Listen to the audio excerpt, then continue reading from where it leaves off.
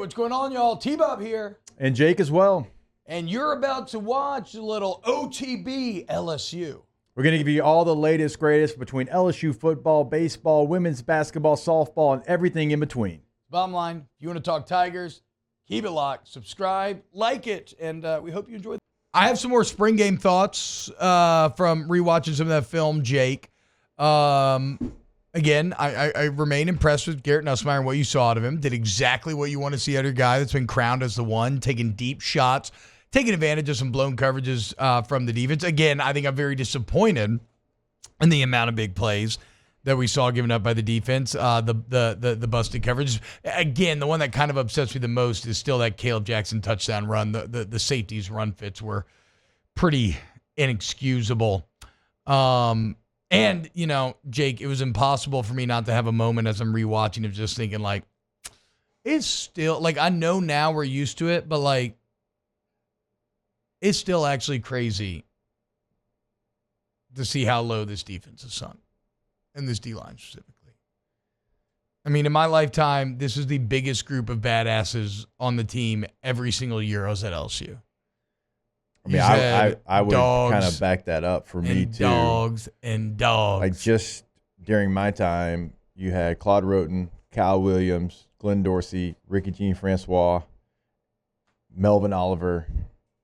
I'm probably forgetting somebody, like, really, you go back right before that, you got Lavallee in the mix. Yeah. You keep going. I mean, of course, like Glenn and Ricky Jean crossover, right? But then you need guys like Michael Brockers, Benny Logan, Drake Nevis, and then even going after that, it's just, yeah, it's crazy, man. It's crazy how far it's kind of fallen. So that has to be goal number one. I thought that the Harold Perkins TFL on the Aaron Anderson swing pass was fantastic. That is the type of play where it becomes exciting thinking about him in that middle linebacker role in kind of base coverage situations. He can make plays that otherwise should not be made. His speed was back on display there. Again, I'm really excited to see him win Blake Baker's game planning and trying to manipulate matchups for him. I thought DJ Chester looked really composed out there physically. That's good. Now, he's not asked to do a lot mentally because it's a spring game, right? But physically has an excellent base and an just really top-tier balance to him. Does not play over his toes. Really just, again, composed is a word that I kept coming back to. Seems to play within himself very well.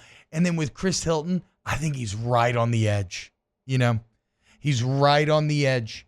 He had one drop that I didn't love.